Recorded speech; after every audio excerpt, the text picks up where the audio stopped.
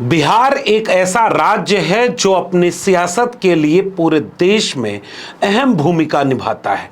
यानी बिहार में अगले 3-4 महीने के भीतर होने वाला चुनाव केवल बिहार ही नहीं, देश की राजनीति पर गहरा असर डालेगा। और फिलहाल बिहार में दोनों खेमों की तरफ से नूरा कुश्ती शुरू हो चुकी है, लेकिन बिहार की सियासत में अभी बहुत कुछ पर्दा उठना बाकी है। उसके पहले ही एनडीए खेमे की तरफ से हलचल हो गई है, और वो हलचल तेज की है एनडीए खेमे के दो नेताओं ने, जो घटक दल तो एनडीए के हैं, शामिल तो एनडीए में हैं, लेकिन दोनों अपनी ताकत दिखाने के लिए एक ने शाहाबाद रेंज यानी आरा में बड़ी रैली करके अपनी ताकत दिखाकर यह ऐलान कर दिया कि वो अकेले 243 सीटों पर चुनाव लड़ेंगे। मैं बिहार की 243 सीटों पर चुनाव लड़ूंगा। और दूसरी तरफ दूसरे सहयोगी दल ने एनडीए की तरफ अपनी बड़ी रैली करके मुजफ्फरपुर से यह संकेत किया कि कमजोर तो वो भी नहीं है। पहले का नाम है चिराग पासवान, जो केंद्र में फूड प्रोसेसिंग मंत्री भी हैं। बावजूद इसके चिराग पासवान बिहार फर्स्ट और बिहारी फर्स्ट का नारा लगाते हुए अब बिहार की तरफ की ट्रेन पकड़ चुके हैं।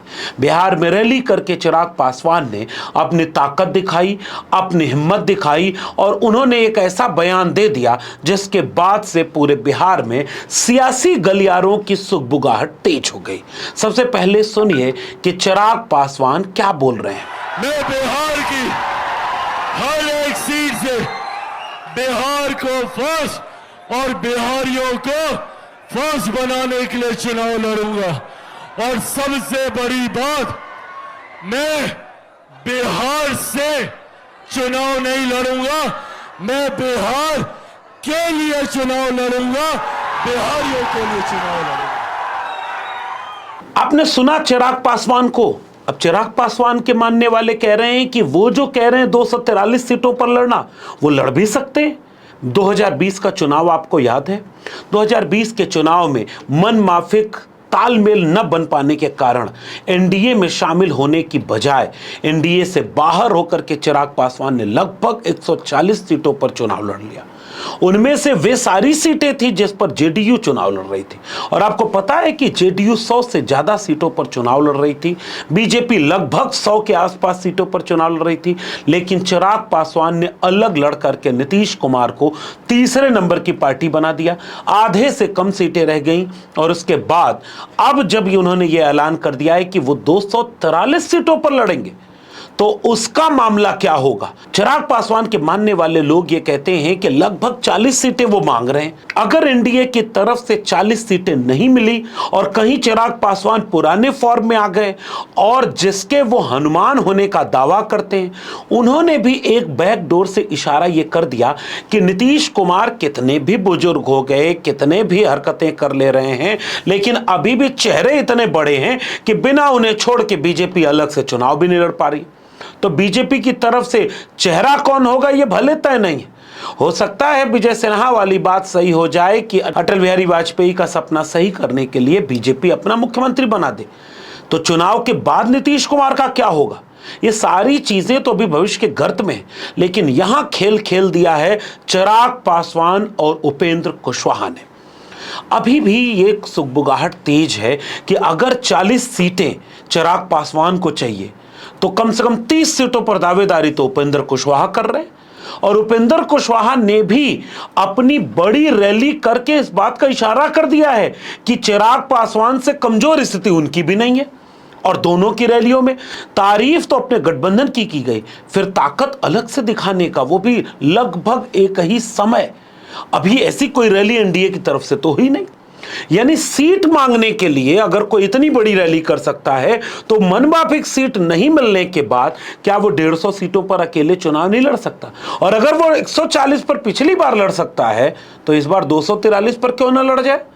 और अगर वो 243 पर लड़े, तो चिराग पासवान बिहार फर्स्ट, बिहारी फर्स्ट, इस नारे से किसका नुकसान कर देंगे। हालांकि एनडीए खेमे की तरफ से यह बयान दिया जा रहा है कि वो जब 243 बोल रहे हैं तो वो पूरे एनडीए कुनबे के लिए बोल रहे हैं। फिर उनको नीतीश कुमार का नाम लेने में क्यों हैरानी थी? उन्होंने एक बार भी मंच से नीतीश कुमार जी की तारीफ की क्या? उन्होंने तारीफ करते हुए उनकी, हालांकि तारीफ करने में एक दो बार उपेंद्र कुशवाहा ने नीतीश कुमार की तारीफ कर दी।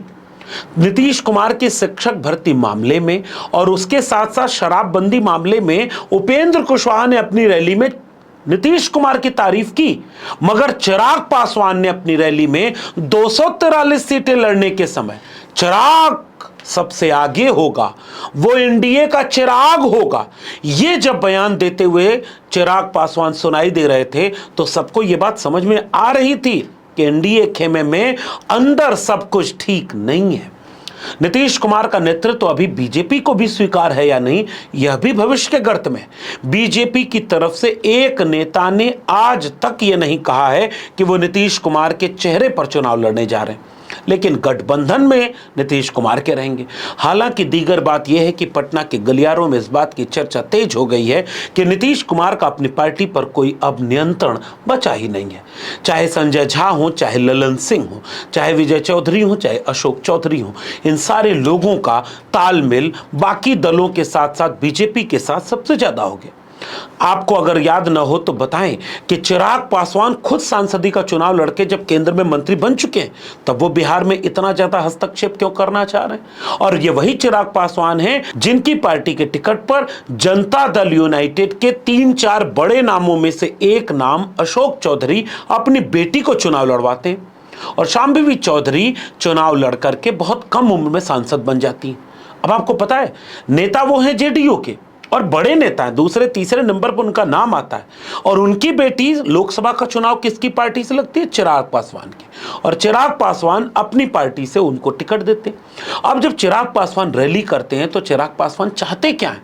चिराग पासवान की पहली रणनीति यह होगी कि उनको गठबंधन में ज्यादा सीटें मिले, ताकि वो अपने पिता वाले फॉर्मूले पर चल करके हमारी सरकार नहीं बनी तो हमारे बिना सरकार नहीं बनेगी, और फिर एक बड़ी भूमिका निभाने की कोशिश करें।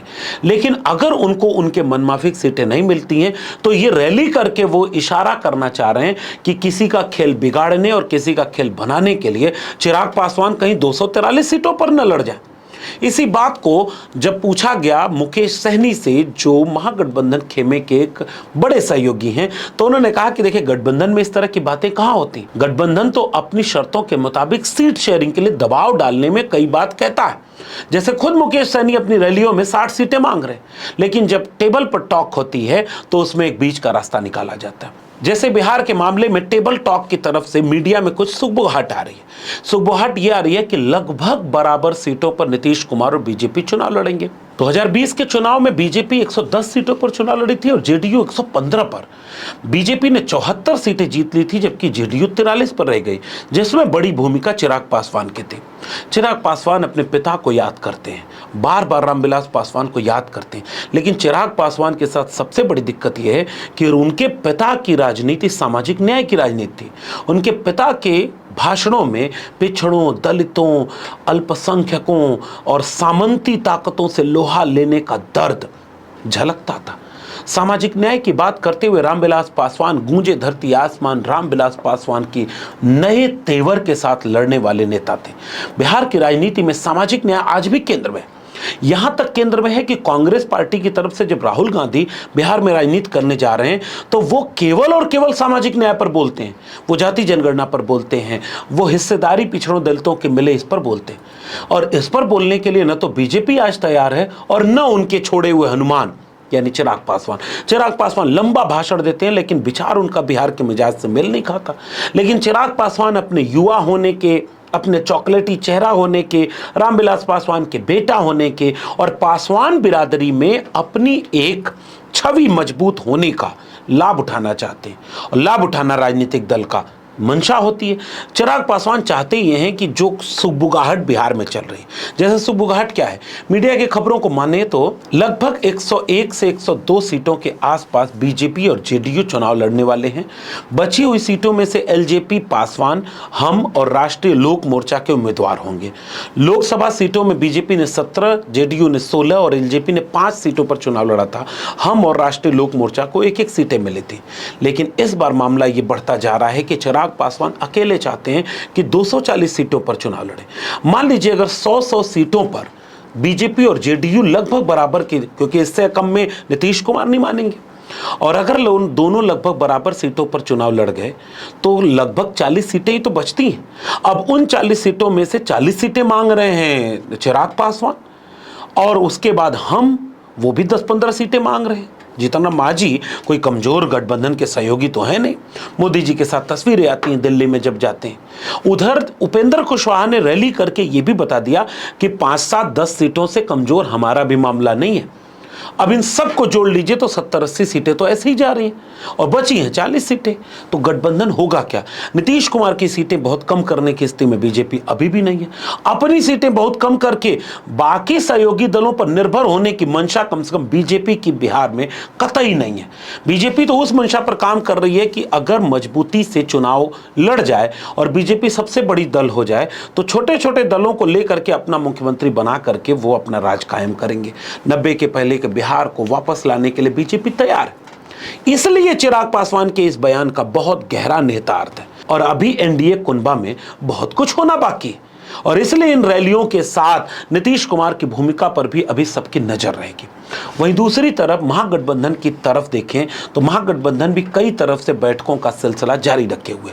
अभी उनकी तरफ से भी कांग्रेस कई बार ये बात नहीं कहती है कि वहां कौन नेता है कौन नहीं, लेकिन मोटा मोटी वहां पर तेजस्वी यादव के चेहरे को लेकर के सहमति है। मुकेश सहनी से जब ये पूछा गया तो मुकेश सहनी ने इस बात को साफ तौर पर कहा कि हम लोग बातचीत करके ये जरूर तय कर लेंगे कि मुख्यमंत्री अगर तेजस्वी यादव होंगे तो उप मुख्यमंत्री, मंत्री, ये सब कौन बनेगा। उसके पहले हम लोग ये तय करना प्राथमिकता में रखेंगे कि कौन कितनी सीटों पर चुनाव लड़ेगा। जो जहां मजबूत है वो उतनी सीटों पर चुनाव लड़ेगा। और इस तरह से भाकपा माले, उनका जो एक बहुत बड़ा सहयोगी दल है, वो भी अपनी दावेदारी के साथ बिहार में सक्रिय है। कांग्रेस पार्टी की तरफ से राहुल गांधी लगभग 5 बार बिहार जा चुके हैं और उधर राष्ट्रीय जनता दल पूरे जिलों में अपनी रैली करके, अपना सम्मेलन करके बिहार में अपनी बिसात को बिछा रहा है। जून और जुलाई में सांगठनिक बैठकों के बाद बिहार में आरजेडी एक बड़े फैसले की तरफ जाएगी और महागठबंधन ऐसी रणनीति बनाने की कोशिश करेगा कि अगर चिराग पासवान अलग से चुनाव लड़ गए तो उसका फायदा नुकसान क्या होगा। कहीं ऐसा तो नहीं कि बीजेपी ये चाहती हो कि चिराग पासवान को अलग ही लड़ा दो, उनको नाराज कर दो जाते जाते, और बिहारी फर्स्ट को लेकर के मान लो 150 सीटों पर चिराग पासवान लड़ ही गए, क्योंकि राजनीति में कुछ भी संभव है, तो पहला काम यह होगा कि नीतीश कुमार तो खत्म हो जाएंगे। जेडीयू को पिछली बार चिराग पासवान आधा कर चुके हैं और उधर से दलित पिछड़ा वोट अगर चिराग पासवान 4-5% भी काटने में कामयाब हो गए तो उसका नुकसान जेडीयू और आरजेडी दोनों को होगा। और तीसरी तरफ प्रशांत किशोर जैसे नेता को बीजेपी अपने इशारे पर, क्योंकि बिहार के गलियारों में इस बात को लेकर साफ चर्चा है कि प्रशांत किशोर किसका वोट काटेंगे, और अगर प्रशांत किशोर सर्वे के मुताबिक अपना चेहरा ज्यादा बना पा रहे हैं तो इसका नुकसान कितना तेजस्वी को होगा और कितना नीतीश को होगा, यह आने वाले वक्त में पता चलेगा। लेकिन अभी जो एनडीए की तरफ से बिसात बिछाई जा रही है, उस बिसात का सबसे पहला मुहर यह है कि राजा इस बार हमारा होना चाहिए, और अगर ये राजा हमारा चाहिए तो सीटें सबसे ज्यादा बीजेपी को चाहिएगी, और अगर सीटें बीजेपी ज्यादा लेगी तो सीटों का झगड़ा और बढ़ेगा। और अगर वो झगड़ा बढ़ेगा तो ये 2 रैलियां, उपेंद्र कुशवाहा की रैली और चिराग पासवान की रैली, इस बात की तरफ इशारा करती है कि ये दोनों अलग से कई सीटों पर चुनाव लड़ सकते हैं। ऐसे में लाभ बीजेपी को होता दिख रहा है। लेकिन अगर आरजेडी अपने एमवाई के थप्पे से बाहर निकलने की कोशिश में कामयाब हो गई, अखिलेश यादव के पीडीए की तर्ज पर आरजेडी ने चुनाव देकर पिछड़े, अति पिछड़े, दलित, महादलित लोगों को सीटों में हिस्सा दे दिया, कांग्रेस अति पिछड़े और दलित पर बात ही कर रही है, तो कहीं ऐसा न हो कि बीजेपी की अति महत्वाकांक्षा एनडीए कुनबे के लोगों का आपसी टकराव महागठबंधन की सरकार बना दे। इस पूरे पशुपेश में बिहार में भी बहुत कुछ होना बाकी है, इसलिए नजर आप भी रखिएगा कि बिहार में हो क्या रहा है। और बिहार के चिराग बिहार फर्स्ट और बिहारी फर्स्ट को नारा लगाकर कहना क्या चाह रहे थे 243 सीटों पर लड़ने का, और उपेंद्र कुशवाहा क्यों रैली कर रहे हैं, और दोनों नीतीश कुमार को अपना नेता क्यों नहीं मान रहे, और नेता तो बीजेपी भी नहीं मान रहे। फिर बिहार में एनडीए कुनबे में असल में क्या खेल है, कहीं पूरा कुनबा अंदर से डगमगा तो नहीं रहा है? इस पर आपकी क्या प्रतिक्रिया नीचे कमेंट बॉक्स में जरूर बताइएगा। अगर ये वीडियो अच्छी लगी हो तो इसे लोगों तक शेयर जरूर करिए। मेरे चैनल को अब तक सब्सक्राइब न किया हो तो सब्सक्राइब करिए, बेल आइकॉन यानी घंटी की बटन दबाएंगे तो अगली वीडियो की सूचना मिल जाएगी, और अगर मेरे चैनल को ज्वाइन करेंगे तो हमें आर्थिक मदद मिलेगी। अगर इस वीडियो को आप एक्स यानी ट्विटर या फेसबुक पर देख रहे हैं तो हमें फॉलो करना मत भूलिए। फिर मिलेंगे ऐसे किसी जरूरी मसले पर अपनी टिप्पणी के साथ, तब तक के लिए बहुत बहुत धन्यवाद।